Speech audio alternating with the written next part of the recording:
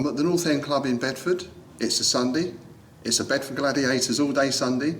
And today on Dragon's Teeth, we're playing Fantastic Battles.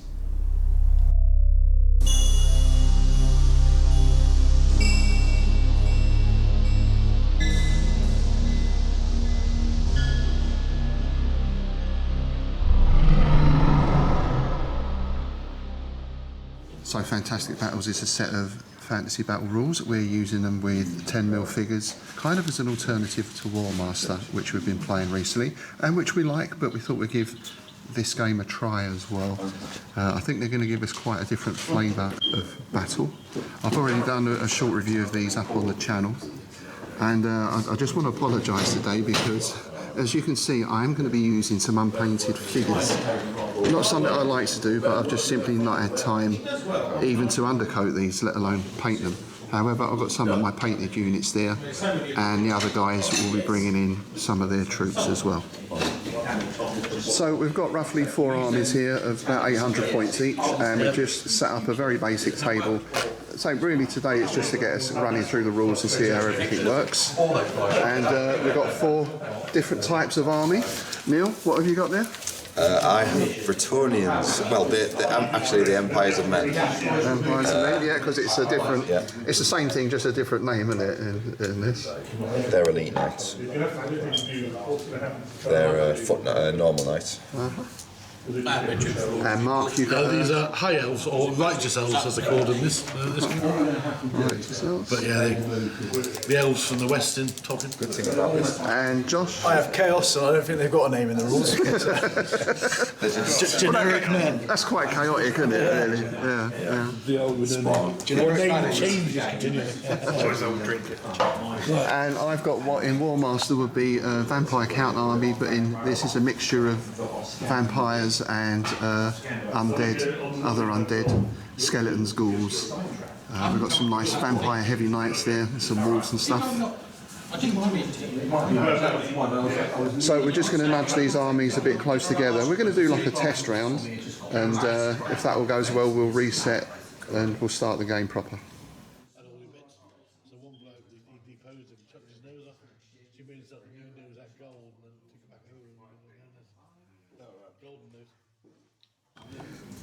So we did a test turn, everything seemed to go all right. Yep. So now we've reset the table. We've got a village in the middle, that's the objective, to capture and hold the village. We've got our armies lined up and we're ready to go. So of course the first thing we do is shooting. There's going to be no shooting. So we get straight into our activation phase, for which we draw a counter from the bag, which allows one side or the other to activate a commander to start issuing commands. So I've switched to voiceover here because obviously there's a lot of background noise at the club. There was like 4 or 5 other games going on. And yeah, there's our first counter drawn. It's a green one, which is the elves. And really for this first turn, basically both sides were moving their units forward. We didn't really go for a lot of manoeuvring or tactics as such in this game. We really wanted to get stuck straight in and just work through as many of the rules as we could. We didn't really roll for mishaps or flanking at the start either, we just wanted to get straight in. So basically, as I say, this first turn is all the units being moved forward. And the other reason for doing this, of course, is so we can pick up any mistakes. So if you do see any, please do let us know. I'm sure there's quite a few being made. So the vampires are up next, and I activated one of my commanders, started moving the skeletons forward.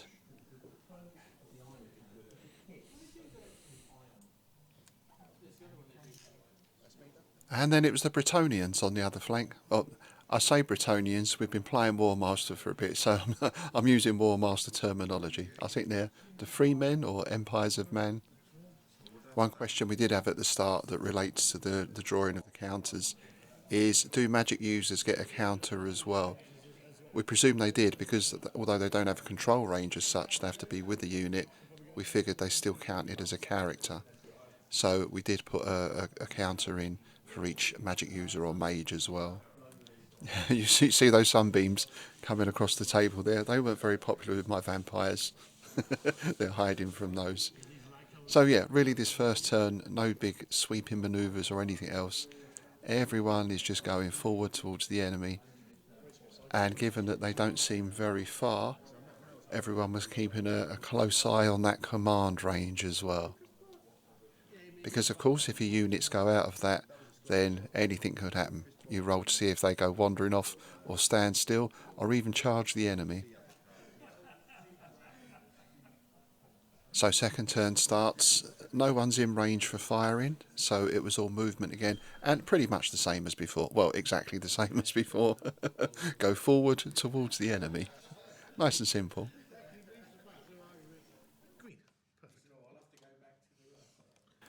And a chariot as well there, which I didn't spot at first. Unfortunately, not quite within charge distance, though it was very nice of him to come within range of my heavy vampire knight unit just on the left there.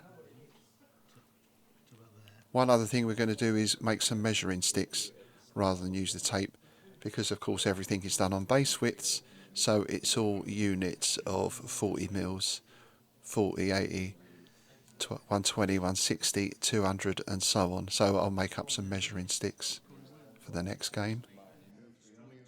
And a nice view there of the vampire forces and the advancing elves. Some light skeletons in the middle with some skeleton guard next to them. The chaos forces moving forward on the right flank. And as I say, just as to give us some direction to the battle, we just decided that the village would be the main objective, holding the village.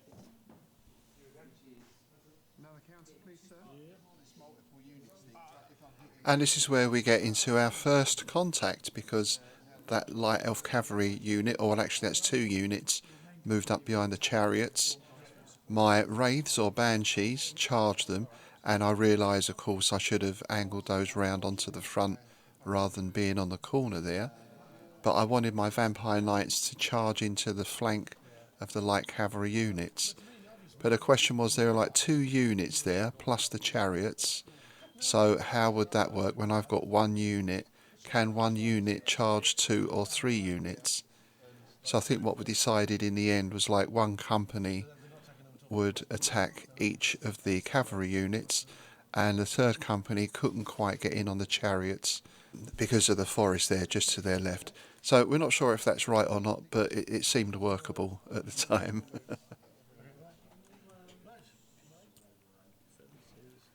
With all the movement over then, we got into the melee round, and that all seemed to go very smoothly. You notice there, by the way, we used a white counter to show a unit that had charged, just to keep track of who had charged and who hadn't. And we're using a dice just to keep track of resolve. Probably make up some markers for that in the future. It just looks a little bit better, I think, otherwise there's loads of dice all over the table. And we're into the next turn and our first lot of missile fire, which is a wizard throwing magic missile at a griffin there. We presume that was in the right place. We presume that would be in the missile phase, in the firing phase. And there's some archery going in on the Chaos Knights as well. Then we're into movement, and we've got charge and counter charge on the right flank here. And a couple more charges were declared as well. But the Griffin was able to evade and move back, being a flying beastie. And that other unit, I think they're skirmishers, so they were able to roll and successfully move back to evade the charge as well. Meanwhile, in the centre, the Elf Cavalry have charged my unit of ghouls with an attached commander. I've put them down as counter-charging, but I don't think that's right. I don't think they can counter-charge unless they're mounted themselves. There's an overview of the village at the centre of the table. Looking a little bit like Hougoumont, if you squint, perhaps. And I think this sort of shot really shows why I like 10mm scale. You know, that really does look like 2 armies. Even though we've got about 850 points each or so, you know, that does look like a battle, doesn't it? Meanwhile, on the left flank, we've got elf archers infiltrating through the forest, which is just the sort of sneaky things that elves will do. and later on they're going to take quite a toll on my cavalry there, firing into their flank. And we've got the chariots have come forward now, so there's a big old melee going on just by the woods there. And again, this is that thing, my knights are one unit, but they're fighting 3 different units. So we basically split them up into their 3 companies and resolved each thing separately, though applied the resolve to the whole unit. So we're not sure if that is right or not, but did seem to work. We've got the zombies shuffling up in the centre, commanded by the Countess. I think they got in 1 attack before we finished the game because they're quite slow. It wasn't really that spectacular when they did get there. But, you know, I guess they're there to make up the numbers. Arrow fodder.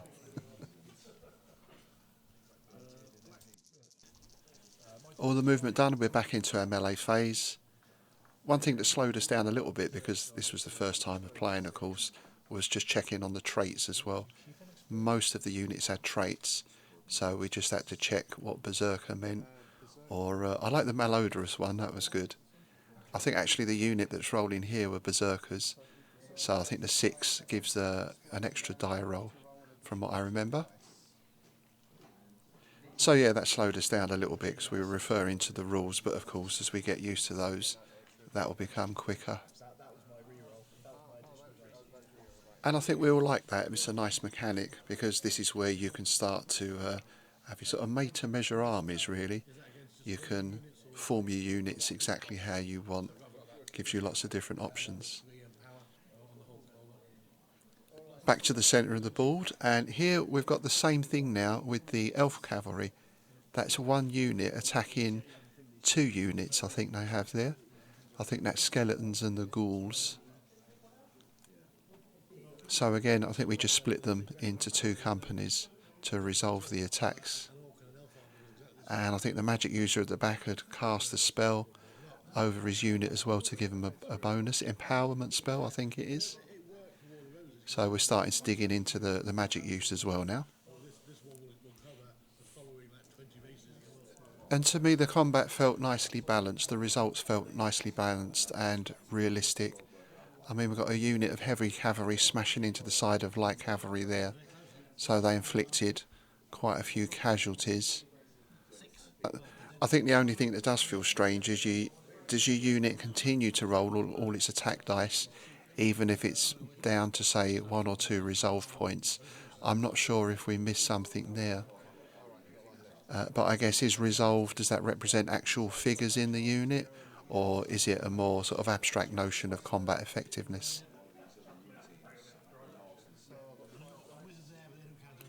Nonetheless, the combat all worked very smoothly and gave satisfying results, at least at first for me, not so much later on. Into the next move then. There was a little bit of firing. I think the magic missiles went off again, but neither side had much in the way of missile troops. This was the thing with War Master, the vampire counts don't get missile troops, which of course in this I can have skeleton archer units if I want. And we're moving into the village now, so the wolves race into the village. And the zombies follow up for support. And then the skeleton guard move forward as well. Imagine living in that house, eh? What a view outside each window.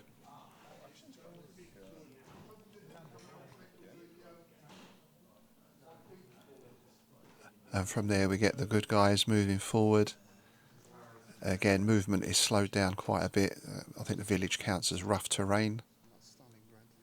But they're lining up for a big battle in the town there. And of course the skeleton guards expose their flank and get charged by a column of cavalry, which is quite an interesting thing. I think that was the only way the cavalry could move into that space. Most of the units on the table are in melee now. You'll see the chariots have gone, they were destroyed. So this is just resolving now the heavy cavalry into the flank of the light cavalry. You'll see the zombies have moved up to attack the front of the light cavalry as well. And there they go. That's the end of that unit of light cavalry. And I'll take it all back about the zombies, because they did actually have a hand in destroying that second cavalry unit as well. So there you go, they're not all bad. So things were looking pretty good for the vampires on this side, though that cavalry unit was very, very weak by now. I think we might have made a mistake in that the flanking cavalry got to attack with all their units. I think maybe it should have just been the N company. Still, in the middle, things were fairly even. But we were suffering a bit on the right flank. There were a couple of units lost here in that last melee round. And this is where the game turned now, because on the next firing phase, those elf archers poured a volley into the knights, who were already weakened, and wiped them out. The middle was kind of holding for me, but all I had in reserve was sort of zombie units, and once those heavy elf infantry moved up, they didn't really stand much of a chance. I think I've got some skeletons at the back there as well, but they weren't going to get there in time. So on the last move, we've got a last charge on the right flank there. As you can see, there's not a lot left.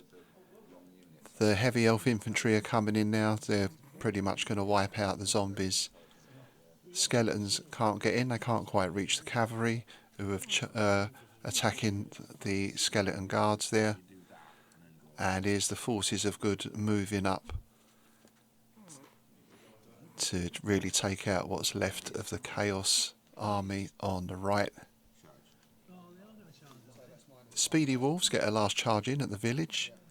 They're fairly unsupported though, they've got some zombies behind them, so they're probably not going to make too much of an impression. There's another unit of good guys behind that one you can see there. I think they've got another unit of cavalry sat back there. So yeah, we made this the last round because time was marching on, and it was pretty clear that this is going to be a victory for the good guys. We could have played another round maybe, but I don't think the result would have been in doubt. The forces of Chaos and the Undead had no real chance of winning here, with both flanks gone. So there we are, that was our first game of Fantasy Battles. Let's have a listen, see what the guys thought about it. Yeah, good game. I think we just need to look up how the movement works a little bit more. Charging especially. But yeah, good game. Interesting game. Yeah. Yeah, I like the way it does make you tactical, that the flanks and the rear count for a lot, which I don't think Warmaster does as well. So I don't like not taking figures off. I quite like to kind of take figures off as you go, not take one off the end. But that's just me. That's a personal feeling. But I think the game went quickly. The other thing I wonder, we started a lot closer. If we start a Warmaster figure battle that far apart, we might also say it was much quicker. But no, today it went better than expected. I thought we were more complex. I mean, the rules early in the week than actually was. I think using these pre-loaded ones, so you had all the impact of all these different traits, really helped. If we have to look at that every single turn, it would take forever, wouldn't it? If we'd been built from scratch. But I quite like how the traits do give each army a sort of its own feel a little bit as well, and there is different rules and things for it. But I definitely think try it again. Yeah, definitely try it again. I think for me, the main thing I liked about it was the ability to customise and have your own units, which I find Warmaster is sort of limited in that. And I thought that the combat and everything, it all seemed to move pretty fast, and the results felt fair. yeah. You know, like heavy cavalry against light cavalry, but then over here you had the reverse. It felt sort of balanced in terms of the combat. Yeah, it was quite weird not having a combat resolution. Yeah, but then that was probably just us not putting stuff back. Yeah. When it was getting weaker. But that's really nice as well, isn't it? I mean, in historical battles, no, this isn't a historical battle, but they often be like in the 30 years war, they'd be grind a pipe for like 4 or 5 hours in the middle, wouldn't they? They'd hit and they'd push and push and push, and after about 5 hours, one side would cut off. I like the Hoplite battle of the week. Again, that's supposed to that's not supposed to be like bang, smash, it's over.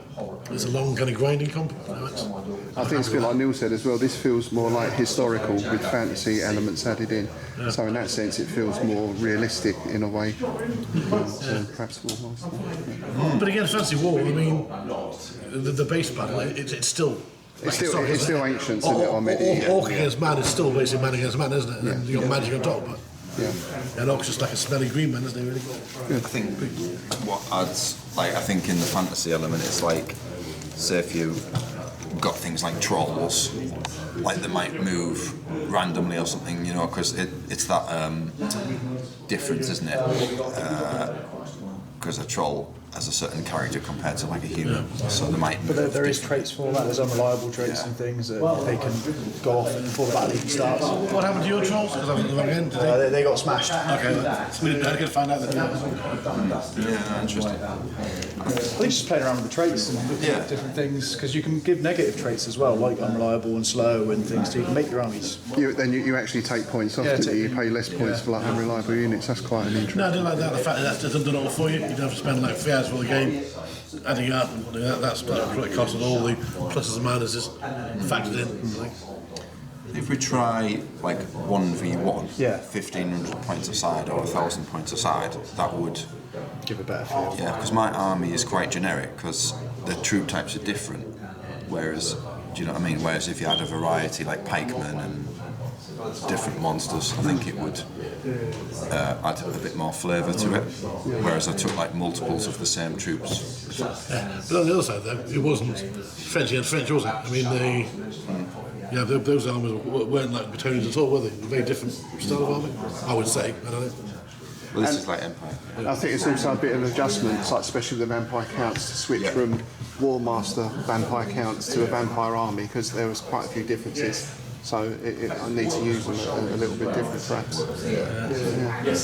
Nice one. Two other good things as well is that one, that the other side can't hide behind the trees at the end of every turn, and that's probably great.